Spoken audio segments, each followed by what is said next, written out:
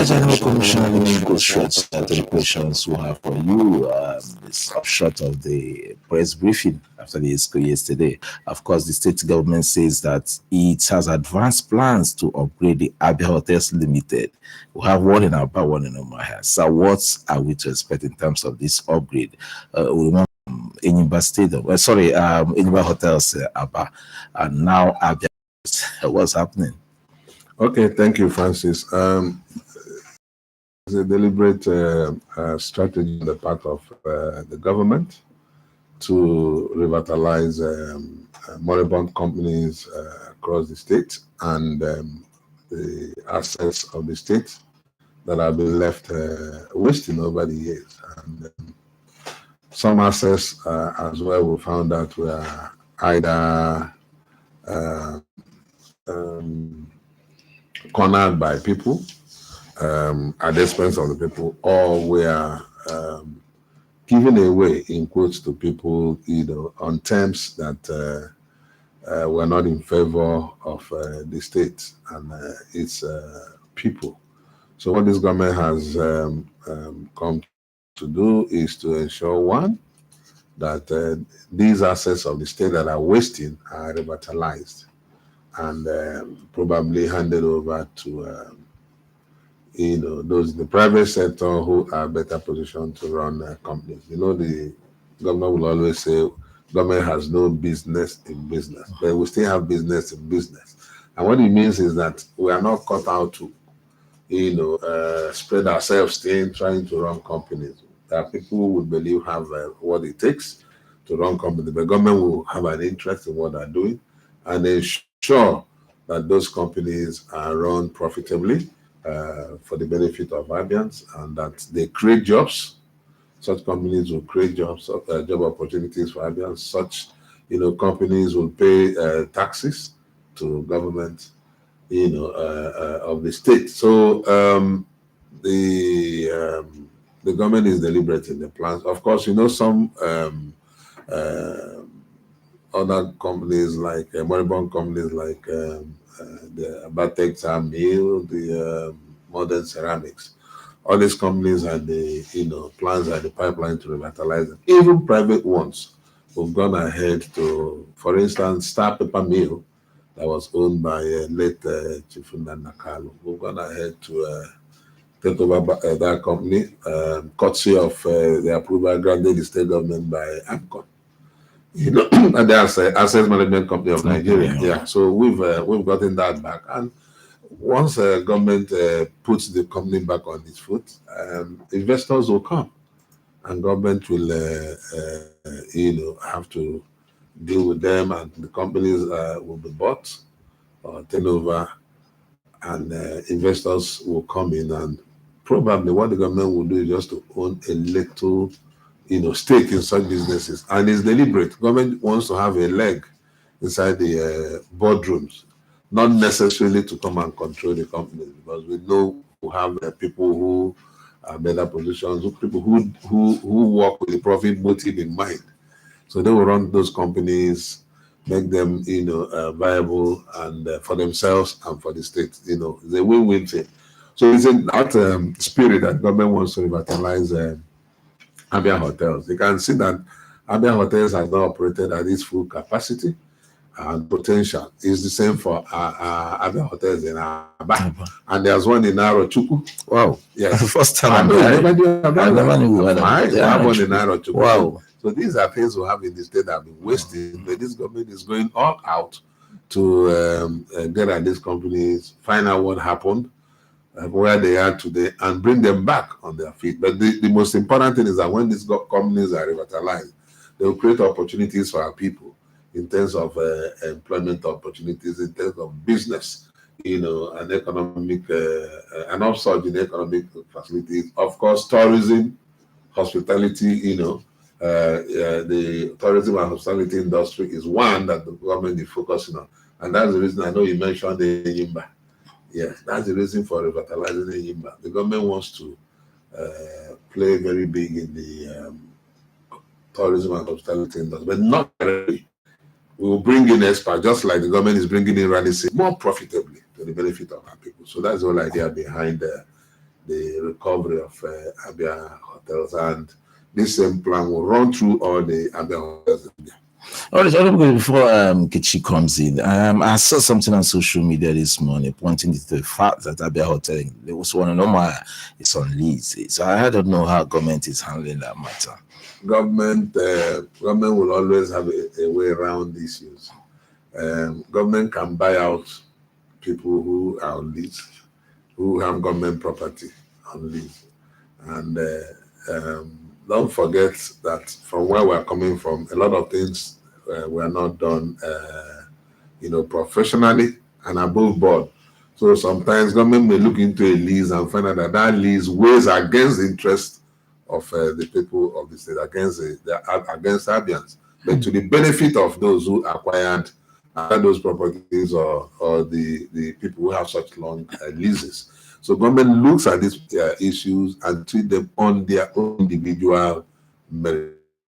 Situation whereby ABIA, somebody who was in government and who was a commissioner, took more than a passing interest and stayed in ABIA.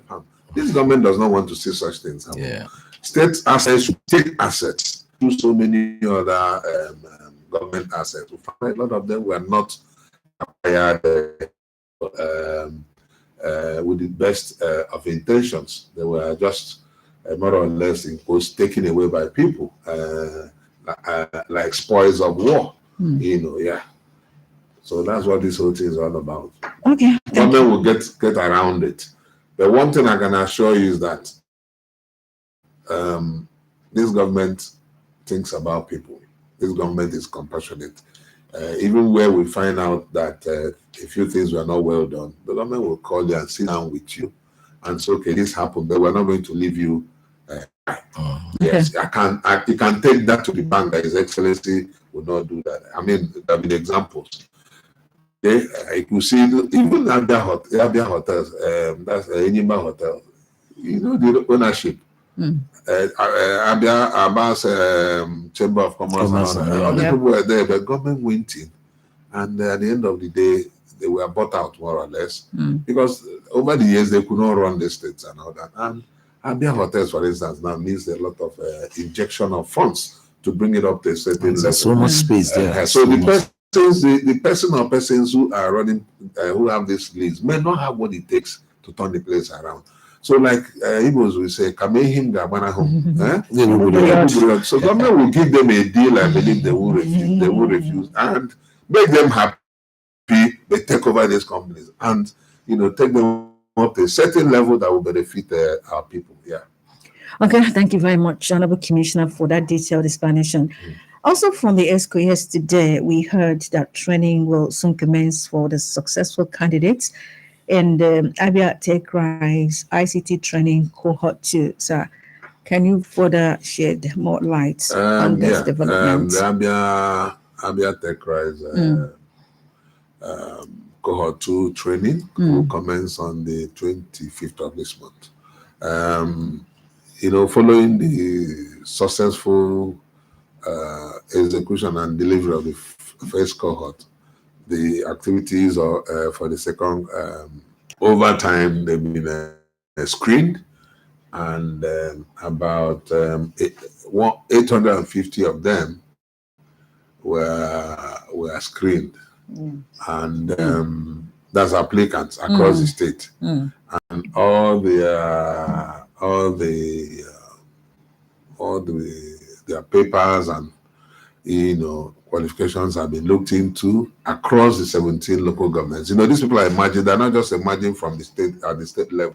They're emerging from their respective local governments. So at that level, their papers and every other thing have been looked into, and they've been screened, and they are now at the stage of being invited to come and commence training. So that training will commence on the 25th, and I guess it will involve about 850 people or thereabout. Okay. And of course, what that whole thing is all about, to increase the level of digital literacy in the state. Arm our teaming youth with IT and digital skills, that will help them, position them well for the 21st century so they can operate like their counterparts in other parts of the world. So the empowerment we do is not KK empowerment of second-hand vehicles. The empowerment that this government is interested in, has to do with things like this. Your put through a situation whereby you acquire skills, like the Chinese will say, "Don't give me face training." A lot of people can stay in the country, work for companies, work for overseas, and income in foreign currency. And part of the philosophy behind this training is for them, those who are undertaking this training, the first responders, or those who are fortunate to make it, they're expected to train 1, 2, or 3 other people down the line. Impart the knowledge they have gathered themselves to people, at least 2 or 3 people around them, thereby increasing the number of youth who have acquired these skills. And as acquired these skills, the future belongs to AI, robotics, technology. So you can't be in that space if you don't have these basic tech skills and knowledge. So that's what His Excellency has, decided to do for their kind of empowerment. I know the first cohort, about 500 people were graduated, and 19 of them were offered automatic employment by His Excellency, Dr. Lex Oti OFR. And part of the package is that after the training, whatever laptop you used in going the training becomes your property. So you take that laptop. It's like a starter pack, because once you have that laptop, there's nothing you cannot do. Yes, I have. So they're being taught how to use those skills positively and not negatively. I like that. For Yahoo. I was not coming to that. For Yahoo. No, it's not for Yahoo. It's for positive outcomes that will benefit them, benefit their families, their future. I hope they will hear, sir. Yeah, most of them will. That's the reason he needed to see how competitive this thing was. Long after they closed the portal, people kept calling because they've had stories of what happened to the first set of people. Yes, people are interested. But like I did say, we hope, it for them positively. Thank you. Okay, sir. We had the news of the launching of a new agricultural scheme also yesterday, the East Agricultural Intervention Project. Honorable Commissioner, we've had so many projects like this in the past. What's this one all about? It's an agric intervention program being pioneered by the Minister of Local Government, but in collaboration with the Minister of Agriculture. And the reason is simple. Agriculture is the future. Food security for our people is the way to closer to the people. The Minister of Local Government, in collaboration with mayors, decided to launch this intervention program, whereby people are encouraged, if you have land, if you have access to land, like most people will have now, rural communities, then the necessary inputs and probably funds will advance to you to plant in your own space, depending on whatever particular product you are encouraged to plant. And I guess what's the whole idea here is to ensure that people plant in particular areas where what grows in Okwa, for instance, may not be what grows very well in Bende. You know what I'm saying? In Bende, you have cocoa. In part of the north, you have a rice belt. But in a place like Okwa, you have a cassava belt. So people will be encouraged to plant what will grow very well given the soil texture of their particular areas. But now it's not a question of I don't have money or whatever. So that land that you're giving in your particular community, once you have access to that land, the inputs with which to farm will be made a lot more easier. So it's a collaboration between the Ministry of Agriculture, Ministry of Local Government and the mayors, but in collaboration with Ministry of Agriculture, where their expertise will come handy. But the idea is to drive this thing because these people are the grassroots. So the issue of food security is not being left alone to the Ministry of Agriculture. So the Minister of Local Government and Chieftaincy Affairs has taken this initiative, working with the mayors, working with the people, identifying the real farmers, the real people who are hands-on farming. Recall what we did, the people who went to Nasarawa farm, the CSS farms. Right? These people were selected, trained, and they are coming on through. A lot of them are harvesting.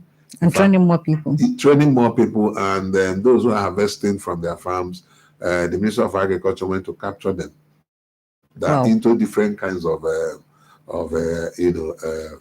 produce, and some have now started moving into processing at a very small scale.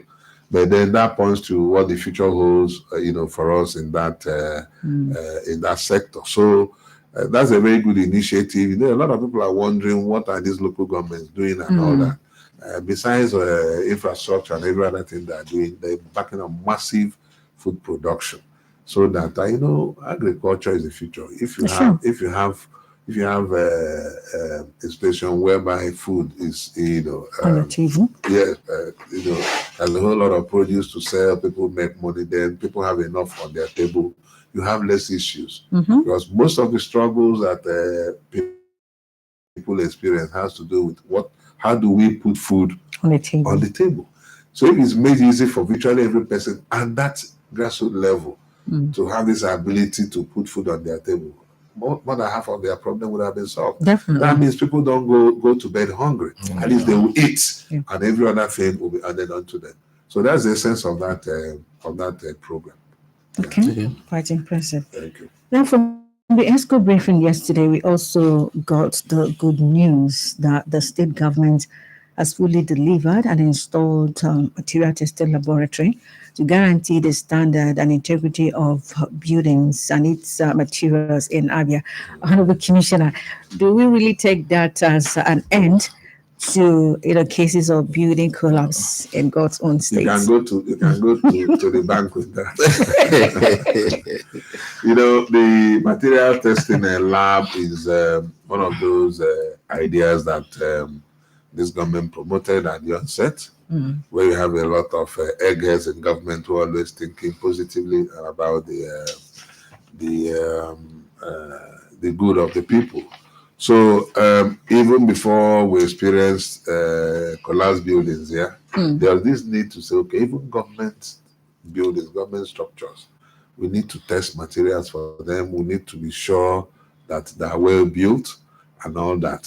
So we started working towards installing this lab, and now the lab is in place.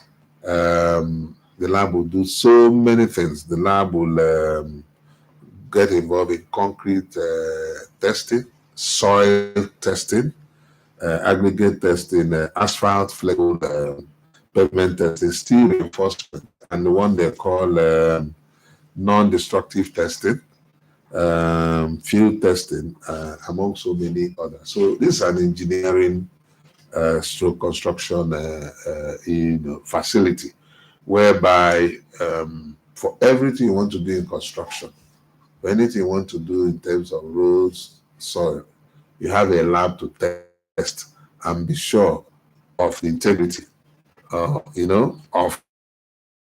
the structure you are putting in place. So where that is done, you find out that, for instance, we are building a bus terminal at Gate, Easy Gate. Okay, fine. That the structure going up there, the governor had to ask, the requisite project department, or you need to go and test the strength and integrity of the columns and structures there. And they went there and did that and came out with very positive results. So government will do that for its structures, and it will be open to members of the public to come. Yes, it will be open to members of the public. We're not just doing it for ourselves, we're doing it for the good of ABIANs. So people will come in there and get them to test, their facilities to ensure the buildings are putting up the required standards. Some they call the EU, something like EU code and all that. I had that one recently from one of my professional colleagues. That's one of the standards they establish when it comes in. Concrete is to ensure the quality of engineering and building projects in the state. That's what that lab is all about. Markets across the 17 local government areas in the state. I think it's coming from the Ministry of Chieftains and Local Governments. Yeah. So what is this all about? We have markets all over the place. So what's the prototype market for? These ones are, you will say they're prototypes. So they're like different from what you already have on ground. But this is just to ensure more spread and inclusivity when it comes to business and economic development at the grassroots level. It's also to ensure that there's some aspect of technology in use at our local markets. So they're going to build 4 numbers of such, prototype markets around the state, around the 17 local governments, and each will have about 40 open stores installed with solar powered lights. Don't turn traders. So that is one. They will provide solar powered boreholes for them. Hitherto, most of our markets never had any such facilities. They will provide public conveniences for them so that, we're against open defecation as a government. So in markets, people don't need to go far. They don't need to go into the bush and beg to answer nature's call. They will have formal toilets, Then you have solar powered phone charging rooms, so that people who are doing this stuff in the local areas, they usually have this problem with light. Most times you call them, and also network. Yes, you call them for God knows how long. It will go to when eventually they speak to you, there is no light. They've not charged their phone since a day before. So with this kind of arrangement, even while this market woman in the market selling, they could have their phones, their devices charged. So that's like making life more comfortable. People are coming at the grassroots level by promoting activity. So that's what that initiative is all about. Our government is all about the people. First, the people. Second, the people. Third, the people. Is all about the people. So that's why we're embarking on all these projects. I think time is fast spent. We need to allow our listeners to call in and do the normal contributions and ask questions. Okay, calls are bringing already.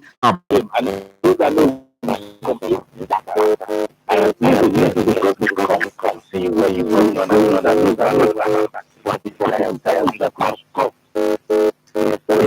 cannot continue talking on radio. So awareness, and at the end of the day, nothing happens. Some of the places, like they told us, the erosion and things like that, they are child's play to what is going on at Ozdame, and dot erosion center. Believe you me. Come again. I didn't get that. I said the erosion site and other places that have been cited. What is going on at Ameru Amamba is, those erosion site is a child's play. What is going on at Ozdame and the dot erosion site? There are things that are not, speaking on this things of air doesn't even move anybody else, except you people come there and see what is going on there and see how, hundreds of people have been rendered homeless. No problem. No problem. some attention will be paid to control and erosion. So if you have mitigation or remedial actions to take, they will come at a particular time of the year before the major rain starts setting. Once the rain setting, you haven't done much. You may not really achieve much. So timing is very, very important. But your message is taken. I'm happy you know what happened at Ovom, how Ovom was, and how Ovom was tackled. But I can tell you that it's not over yet. Because at some point too, they stop because of the rain. So I believe government will respond sooner than later to this other erosion problem. So, Apostle, let's just leave it at that and see how it goes. Thank you. Good morning. Good morning. Good morning to the Commissioner. Good morning, Mr. Ikechu. I want to suggest, because in Africa here, we normally use rainy season as excuse to suspend ongoing construction. You said? Why in foreign countries, they construct roads during the rainy season. They can even construct tunnel under bridge tunnel inside the Atlantic Ocean connecting to other countries. Whereas here, whenever it's raining, we say we suspend. I think we should borrow culture from them. What magic are they using Atlantic Ocean tunnel connecting to other countries? Now, finally, I want to ask, what is the relationship between your principal and the members of Assembly? Like this Ikote Road has a long-standing issue. Nobody can say it's using that stopping that road. It has been there for ages, and it's an eyesore to the state capital. Somebody asked for address. I was taking close to that road into me. In fact, the comment from him, that was the first time visiting the state. It's nothing to write home about. Thank you.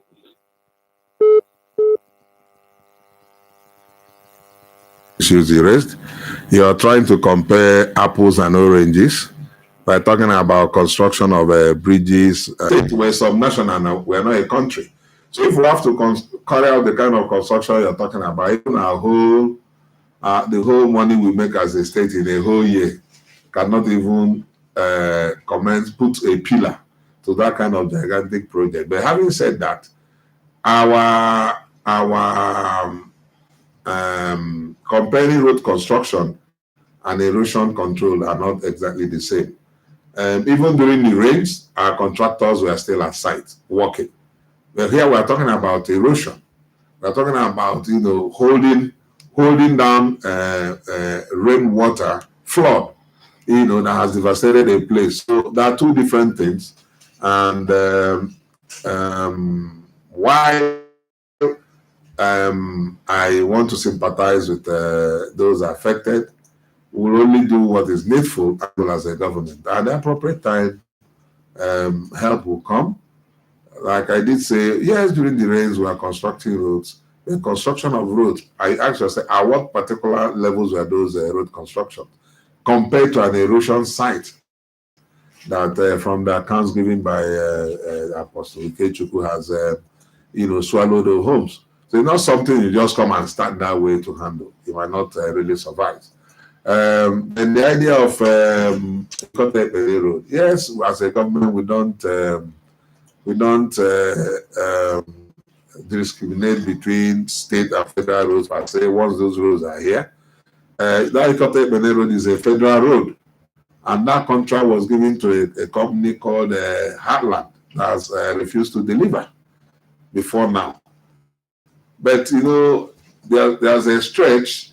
If at that stretch, the governor has talked about it severally, and I believe, but for issues of necessary approvals and paperwork, that road would have been done by this state government. So we only have to exercise patience and continue to put pressure on them, on those who are responsible for that road to do the needful. But I can assure you that if for any reason they give this state government the green light to go ahead with that project, in a week, in under a week or two, that road, that project will be done. So everybody is affected. That passes that road is affected by that road. We are not happy about the state of that road. And His Excellency Dr. Lex Otio has continued through the Commissioner for Works to interface with the officials of the Federal Ministry of Works and the federal government about what needs to be done about that road. So I believe that sooner than later there will be reprieve for everybody on that road, including for my humble self. I want to agree to the honor for your inexhaustible efforts to ensure that the state under the governmental contract governor got to forever. What's the name? What's the name? I said I am Comrade Ish. I heard a moment like this. He said I'm Comrade who? Ish. Comrade, is this your neighbor name? They have Wobby 2. He said from Obingwa.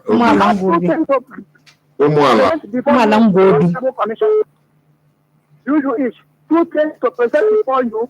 One is lack of electricity. Hello? Hello? Lack of electricity. Since 2 or 3 years now, we don't have electricity. What in Wobby 1 and 2? That is Omonta and Omata village. You know, Ward 2. We sell our town. Now, the road from Oma Junction, to Kabara and LUPC is under the toleration and the dilapidation. It has been during the defunct administration. They kept working it thoroughly. So, Umwala and stop from Umwala. I'm not hearing anymore.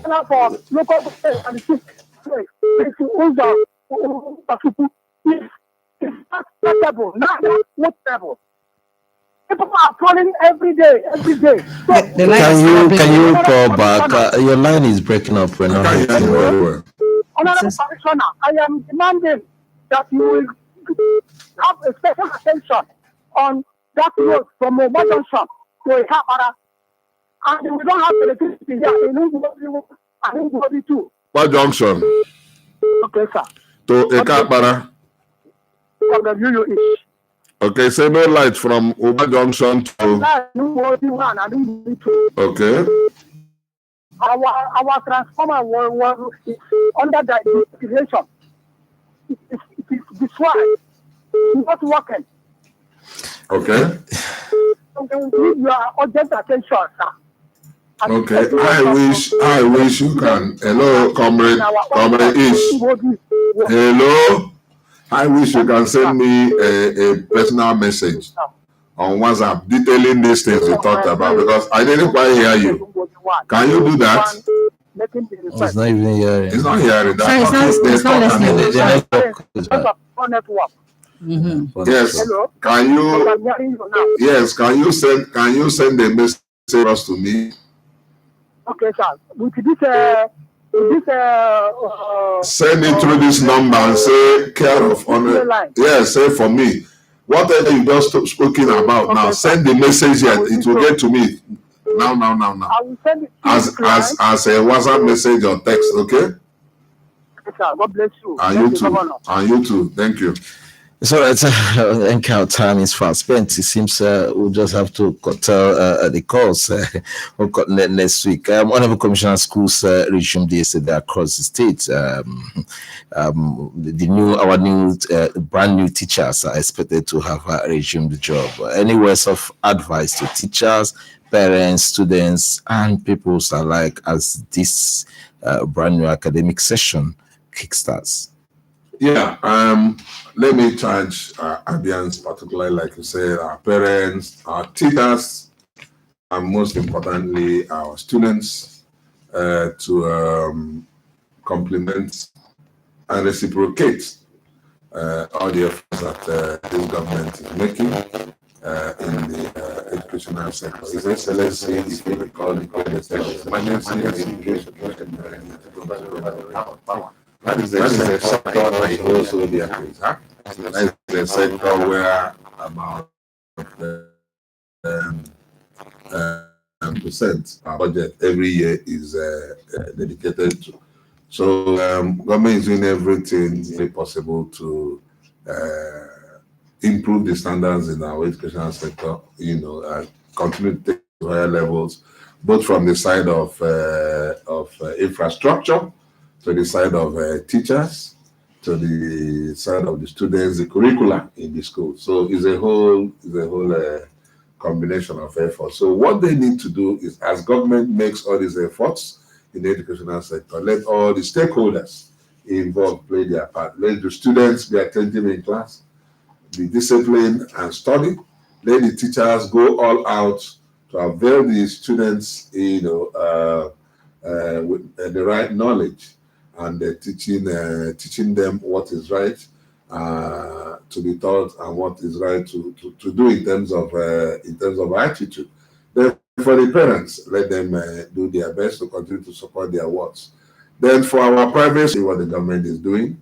They must not asphyxiate, as it were, our parents who will decide to use the private school. But having said that, our public schools today are as good as the private schools, if not better, in so many respects. So either way, let everybody in the educational sector do their best and continue to improve, to take ABIA to that desired height as the #1 state in the country. Thank you.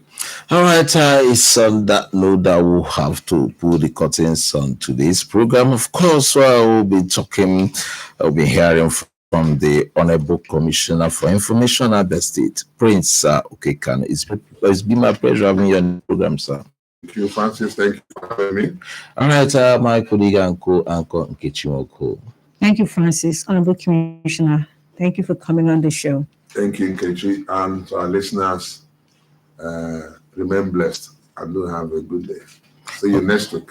All right, on behalf of my colleagues in the studio, Emma Adele Chukuma Ngige, and of course, the rest of the people around, I remain yours, Francis Mubani, saying keep a day with us, same time next week. Bye for now.